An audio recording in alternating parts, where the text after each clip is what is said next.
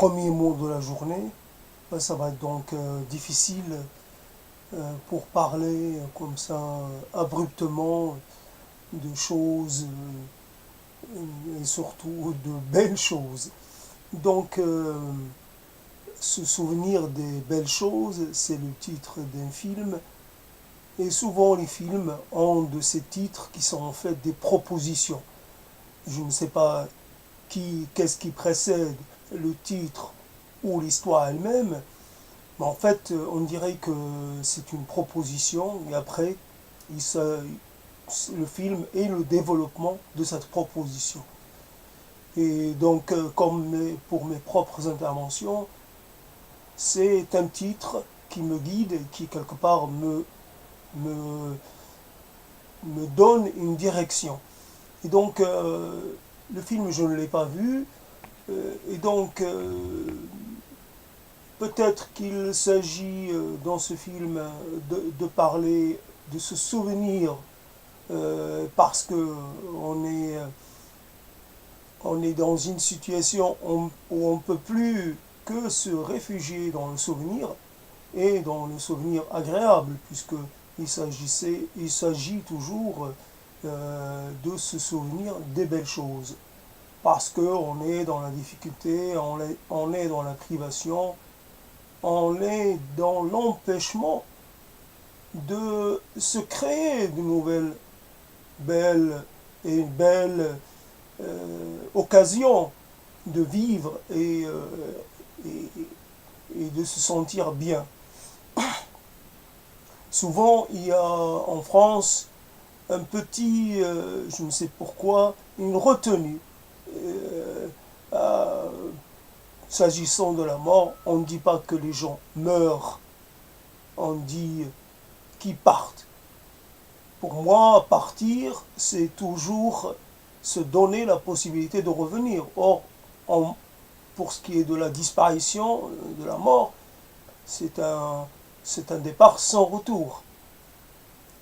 S'agissant du vivant, il est toujours possible de revenir sur ces anciennes histoires, sur ces anciens amours, sur ces anciens lieux de vie, etc., etc., quitte même à les voir que de loin, mais on sait toujours que les gens, évidemment, continuent de vivre, de vieillir aussi, et que les demeures sont toujours là, peut-être habitées par d'autres personnes, mais quelque part, il reste une trace physique de ce qui a eu, ce qui s'est produit il y a un certain temps et qui fait l'objet d'un souvenir. Et donc, fondamentalement, le problème de la, du souvenir, c'est qu'il est souvent agréable, c'est qu'il est enchâssé dans quelque chose qui est plutôt... il n'est pas, il n'est pas possible de le détacher de son contexte, et son contexte souvent est un contexte, disons-le, contexte global, est un contexte difficile.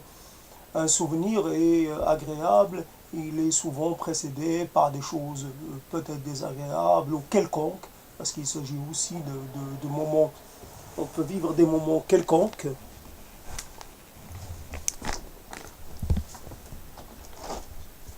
Et donc, on se souvient que difficilement, ou presque, il est impossible de recourir ou de revenir vers les moments quelconques. Ils sont tellement nombreux que quelque part, on ne saurait pas quoi faire pour discriminer tel ou tel moment banal, quelconque, etc. Donc les, euh, les, euh, les, les beaux souvenirs, les belles choses, les beaux événements, les belles histoires sont rares, quelque part, sont comme bon, l'image est quelconque, mais utilisons-la comme des oasis dans un désert. Évidemment, l'oasis est précieuse parce qu'elle est rare, et donc cette image, même si elle est banale, est éclairante. nous avons si peu de souvenirs que nous pouvons... le problème est que l'oasis est là, mais que l'oasis n'est pas la fin du voyage. Donc il faut se désaltérer, il faut se reposer, il faut reprendre le chemin. Et de nouveau, il faut s'exposer à la difficulté. Le souvenir agréable n'est pas la fin de la vie, il ne peut pas être l'aboutissement.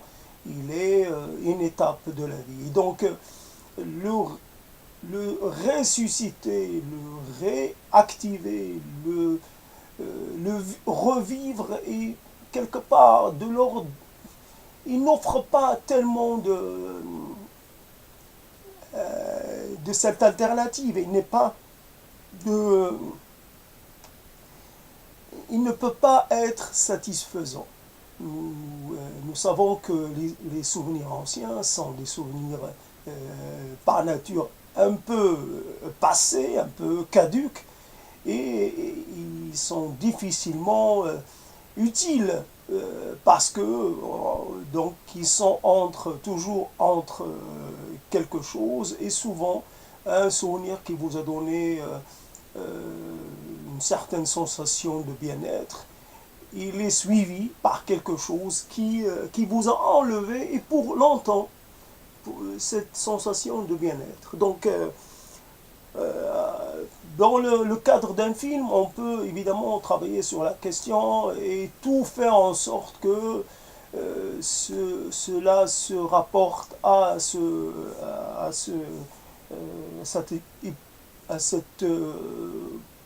projet de départ, à cette thématique, mais dans la vie réelle, il n'est pas possible de rester focalisé sur un... D'ailleurs, souvent, les beaux souvenirs, on les évacue aussi vite que les mauvais. On essaie plutôt d'avoir comment dire, réactivité avec ce qui se passe autour de soi.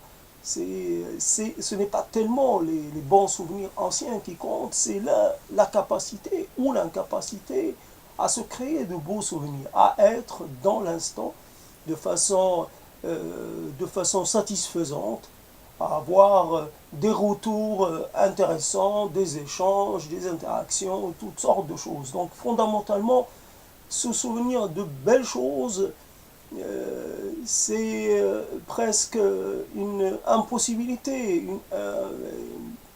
C'est pas une imposture, mais ça serait se mentir à soi-même. Je sais que derrière la bouche que j'ai aimée, la bouche qui a dit des choses agréables, a aussi eu l'occasion d'en dire de très désagréables. Et que, par exemple, aussi derrière les gens qui ont promis, il y a aussi une infidélité, il y a aussi une trahison de la promesse. Alors, la promesse, mais il y a la trahison. Il y a l'instant, mais il y a un instant de joie, mais cet instant de joie a été suivi par des centaines, voire des milliers d'instants de peine et de douleur. Donc, est-ce que la valeur d'un seul instant de joie et de plaisir et de paix intérieure, est-ce que cela équivaut à non, il n'y a pas d'équivalence. Quelque part, s'il fallait payer l'instant de joie par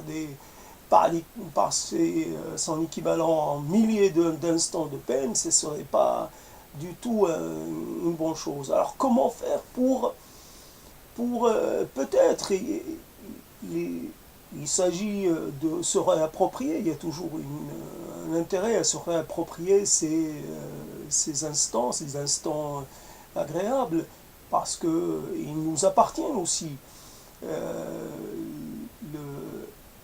La chose est que peut-être qu'il faut changer de façon de procéder. Peut-être qu'il faut considérer l'être humain et la vie en général, non comme quelque chose avec lequel il faudrait avoir une certaine latéralité dans l'approche, mais qu'il faut multiplier les approches. La vie, la vie comme l'être humain n'est pas... il y a des choses qui se produisent malgré soi. L'être humain, quand il trahit parce que la trahison fait partie de la chose, un pacte. Il n'existe parce qu'il y a la possibilité de le transgresser. Sinon, il y a toujours l'hypothèse, il y a toujours la possibilité. Sinon, il n'y aurait pas besoin de signer un pacte ou de passer une alliance. Et, et aussi, l'instant agréable, il n'est considéré en tant que tel que parce qu'il y a son contraire. Et donc, il faudrait aussi accepter, il faudrait peut-être arriver à accepter la totalité des choses. Pas de retranchement, pas de soustraction, on garde tout et on prend tout. Et on essaie de, peut-être de réduire la portée émotionnelle d'un moment difficile. Peut-être essayer de l'amoindrir. Et est-ce que c'est possible? Le problème, c'est quand on n'a pas les moyens de prendre de la distance. C'est aussi par l'exercice ou par le biais de la parole, par le biais de la, quelque part le fait de raconter, par le biais du racontement, par le biais du partage. Quand on partage des choses, ils peuvent être aussi la base, constituer la base d'un rapprochement, parce que l'épreuve ou le récit de ces épreuves peut rapprocher deux récits quelque part de récits. Il y a des points de rapprochement, il y a des points de jonction. Console-moi et je te consolerai. Tu me consoles et nous nous consolons ensemble. Il y a donc ça produit cette nécessité d'être plus proche, d'avoir à côté de soi des gens avec lesquels on essaie de faire face aux choses passées, mais aussi aux imprévus et aussi à ce qui est prévu aussi, les malheurs prévus et prévus de longue date. Il y a aussi une préparation à faire pour apprendre à faire face à ce qui va nous arriver. Et donc, l'idée, ce n'est pas tellement de dégager ce souvenir de belles choses, ce n'est pas tellement de dégager un événement en particulier et de le rendre. Si je singularise quelqu'un et j'en fais une sorte de miracle, ou à l'instant j'en fais une sorte de miracle de la vie, il est évident que par exemple quelqu'un que j'ai connu il y a 20 ans et avec lequel j'ai eu une proximité remarquable, est-ce qu'il est possible d'en parler après tant d'années de séparation et d'absence? Je sais qu'il y a eu cette proximité, je sais qu'il y a eu cette union, mais elle n'a pas créé les conditions pour garantir une stabilité ou une permanence de la relation. La relation a cessé malgré ce qu'elle a pu être, malgré ce qu'elle a pu apporter, elle a cessé. Et donc, il est évident qu'il y a un problème avec le souvenir. Il y a un problème. Alors les gens, je ne sais pas si quelque part quelqu'un qui est sur le point de mourir, de crever, si ça peut le consoler en quelque sorte de faire une sorte de sélection, de discrimination dans ses souvenirs et de se souvenir que des choses considérées comme belles, considérées comme plaisantes. Je ne sais pas.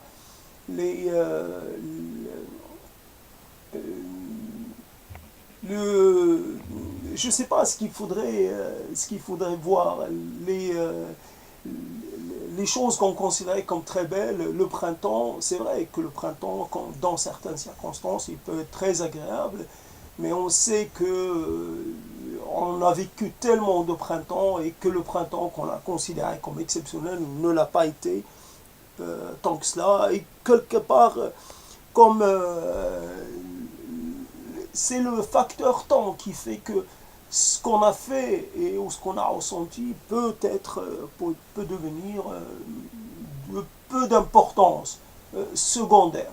J'ai fait une déclaration qui est sur le coup était une déclaration, une belle déclaration, une déclaration bien en phase avec l'instant, mais le facteur temps fait qu'elle perd de cet intérêt. Elle n'est plus aussi singulière, elle n'est plus aussi remarquable, elle devient même quelconque. C'est ça le travail que le temps fait. Le temps modifie, le temps quelque part introduit un facteur de relativité. Donc le temps s'oppose à la culture des beaux souvenirs en fait. Et le temps est un facteur qui amoindrit, qui, introduit, comment dire, et voilà, donc je sais que ce titre-là et cette proposition est quelque part une proposition qui peut convenir à plein de gens. Il y a encore des gens peut-être qui sont encore dans un rapport à la vie qui leur permet d'être des gens qui sont avec les mêmes et qui peuvent donc revenir à certains instants. Ainsi, il est possible de se souvenir d'un séjour en bord de mer qui a été une année où ça a été extraordinairement euh, bon, un bon séjour, un séjour très agréable. Et quelque part, c'est vrai que si on a la personne, le témoin principal, celui qui a vécu avec vous l'événement, s'il est toujours à portée de main, il est possible aussi de réactiver le souvenir et de quelque part de s'y référer pour le réhabiter de nouveau.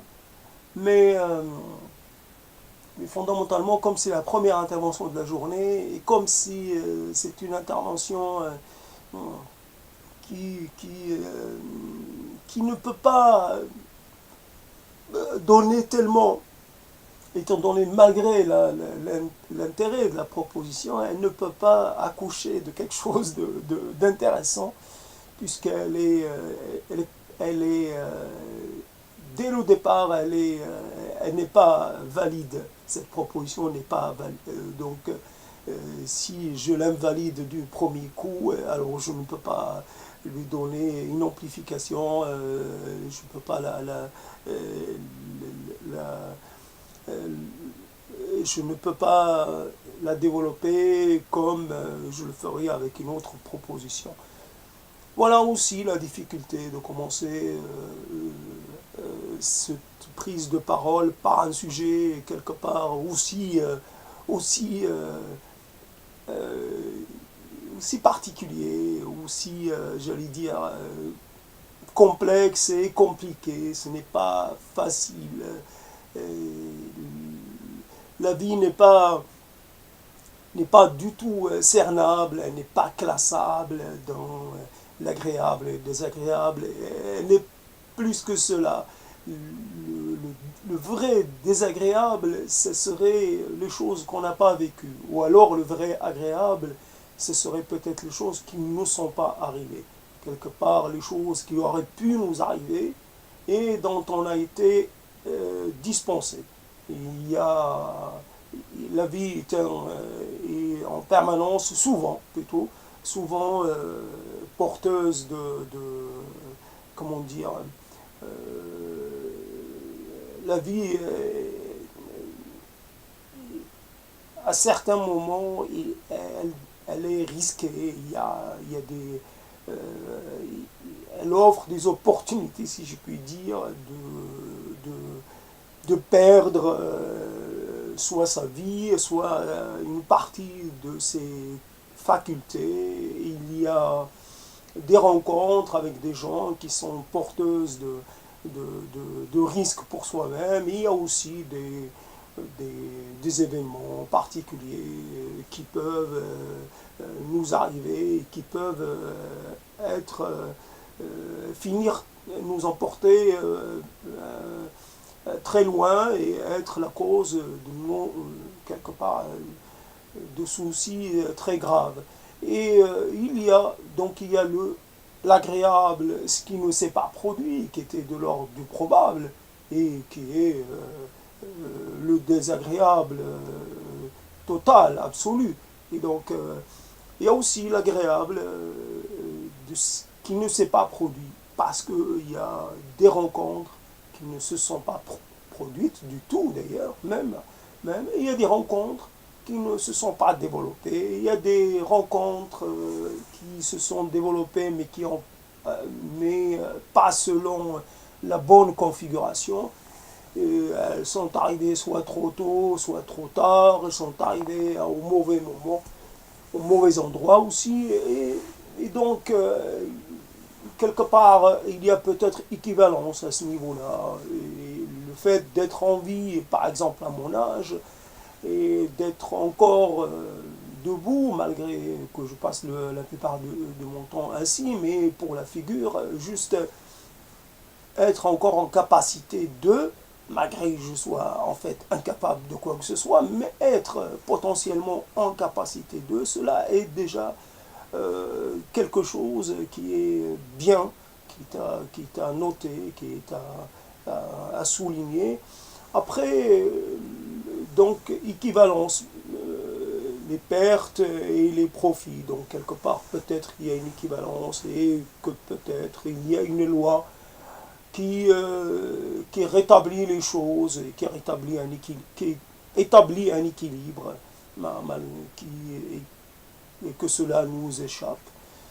Donc, fondamentalement, cette capacité à s'émerveiller s'épuise avec l'âge aussi. La capacité, il y a à sublimer aussi s'épuise. Il y a toujours un facteur de relativisation qui intervient et qui fait qu'on prend de la distance. On prend beaucoup de distance par rapport à ce qu'on aurait considéré un peu plus tôt dans notre vie comme quelque chose de très important. Ce qui est important, ce qui est beau devient quelconque, devient d'une importance très secondaire. Il n'a plus autant il ne fonctionne plus aussi bien qu'avant. Parce que peut-être on l'a épuisé. Il y a des souvenirs à force de les revisiter, on finit par s'enlacer. On finit par, quelque part, par les banaliser. Voilà un peu la conclusion de tout cela. J'ai fait une sorte de rattrapage par rapport au début où j'ai beaucoup ramé. J'assume le ramage, il n'y a aucun problème à ce niveau-là. Après, il est évident que tout n'est qu'approximation. Nous utilisons les mots de façon des fois un peu plus juste que d'autres, mais qu'à d'autres moments, mais que nous soyons vraiment très justes ou pas, ce n'est pas le plus important. L'important, c'est quelque part, c'est notre envie peut-être de créer des liens avec les autres et que, et que je suis toujours, je sois obligé de constater que ces liens-là ne sont pas prêts de se renouer. Voilà, c'est un constat permanent et Il ne faut pas se tromper, c'est pas parce qu'on dit les choses d'une certaine façon, parce qu'on a trouvé le ton juste, parce qu'on a trouvé les mots adéquats, que obligatoirement le résultat sera à la hauteur de nos espérances. Nous faisons tout pour convaincre les autres euh, de s'intéresser à nous, de revenir vers nous. Mais évidemment, il y a un autre désir, et puis il y a le désir de l'autre, et puis quand ces désirs-là ne se rejoignent pas, il ne se produit rien. Ou alors, sauf à considérer que le rien, c'est quelque chose par elle-même, et que cette chose-là, être dans quelque part dans une situation où il ne se produit à rien, où il n'arrive à rien, et quelque part c'est déjà quelque chose, parce que on peut aussi vivre des choses intéressantes, mais on peut aussi être confronté à une réalité très, comment dire, une réalité vraiment dure. Et donc, si on est dans une certaine stabilité des choses, s'il n'arrive rien, c'est très bien aussi.